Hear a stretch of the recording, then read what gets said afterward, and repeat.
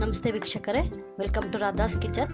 ನಾನು ನಿನ್ನೆ ಹೇಳ್ದಂಗೆ ಚಿಕನ್ ಫ್ರೈ ಮತ್ತು ಮಟನ್ ಫ್ರೈಗಳಿಗೆ ಮತ್ತು ಕರೀಸ್ಗಳಿಗೆ, ವೆಜಿಟೇಬಲ್ ಕರಿ ಆಗಿರ್ಬೋದು, ಎಗ್ ಕರಿ ಆಗಿರ್ಬೋದು, ಯಾವುದೇ ಥರ ಕರಿ ಆಗಿರ್ಬೋದು, ಫ್ರೈಗಳಿಗೆಲ್ಲ ಮಾಡುವಂತಹ ಒಂದು ಪೌಡ್ರನ್ನ ಹೇಗೆ ಮಾಡೋದು ಅಂತ ತೋರಿಸ್ತಾ ಇದ್ದೀನಿ.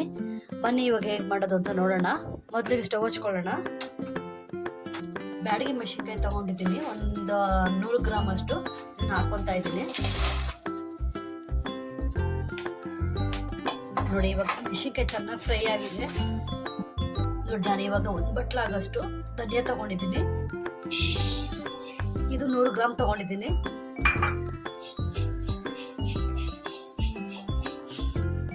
ನಕ್ಷತ್ರ ಹೂವು, ಸೋಂಪು 2 ಸ್ಪೂನು, ಕಲ್ಲುವ ಒಂದು ಸ್ವಲ್ಪ, ಮೆಣಸು 2 ಸ್ಪೂನು, ಜೀರಿಗೆ 2 ಸ್ಪೂನು. ಇದನ್ನ ಇಷ್ಟೆಲ್ಲ ಹಾಕಿ ಹುರ್ಕೊತಾ ಇದ್ದೀನಿ ನಾನು ಇವಾಗ.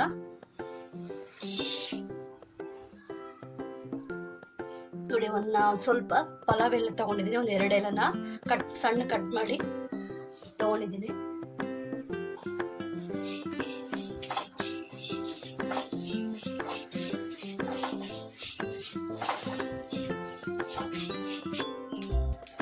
ನೋಡಿ, ಇದು ಕೂಡ ಇವಾಗ ಚೆನ್ನಾಗಿ ಫ್ರೈ ಆಗಿದೆ. ಇವಾಗ ಇದನ್ನೆಲ್ಲ ಒಂದು ಬಟ್ಲಿಗೆ ಹಾಕೊಳ್ಳೋಣ. ನೋಡಿ, ನಾನು ಇವಾಗ ಇದನ್ನೆಲ್ಲ ಫ್ರೈ ಮಾಡ್ಕೊಂಡಿದ್ದೀನಿ. ಇವಾಗ ಇದು ಧನಿಯಾ ಮತ್ತು ಮಸಾಲ ಮೆಣಸಿನ್ಕಾಯಿನೆಲ್ಲ ಮಿಕ್ಸಿಗೆ ಹಾಕೊಂಡು ಬರ್ತೀನಿ. ನೋಡಿ, ಇವಾಗ ಇದು ಸ್ವಲ್ಪ 1/4 ಭಾಗದಷ್ಟು ಪುಡಿ ಆಗಿದೆ. ಇವಾಗ ನಾನು ಇದಕ್ಕೆ ನೋಡಿ 1 ಸ್ಪೂನ್ ಆಗುವಷ್ಟು ಕಾರ್ನ್ಫ್ಲೋರ್ ಹಾಕೊತಾ ಇದ್ದೀನಿ. 1.5 ಸ್ಪೂನ್ ಅಷ್ಟು ಕಾರ್ನ್ಫ್ಲೋರು,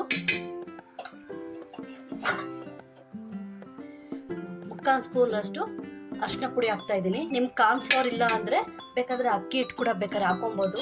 ಮೇನ್ ಟೇಸ್ಟ್ ಬಂದೆ ಕಾರ್ನ್ಫ್ಲೋರು, ಅರಿಶಿನ ಪುಡಿ. ಇದನ್ನು ಲಾಸ್ಟಲ್ಲೇ ಹಾಕ್ಕೊಂಡು ರುಬ್ಬೇಕು. ನೀವು ನುಣ್ಣಗೆ ರುಬ್ಕೊಳ್ಳಿ. ಸ್ವಲ್ಪ ಪೌಡ್ರನ್ನ ನುಣ್ಣಗೆ ಮಾಡಿದ್ರೆ ನಾವು ಮಸಾಲೆ ಹಾಕ್ಬೇಕಾದ್ರೆ ಟೇಸ್ಟ್ ಚೆನ್ನಾಗಿ ಬರುತ್ತೆ. ನೋಡಿ, ಇವಾಗ ಪುಡಿ ರೆಡಿ ಆಗಿದೆ. ನೋಡಿ, ಇಷ್ಟಿದ್ರೆ ಸಾಕು ಪೌಡ್ರು. ನೋಡಿ, ಇಷ್ಟು ನುಣ್ಣಗಿದ್ರೆ ಸಾಕು ಪೌಡ್ರು.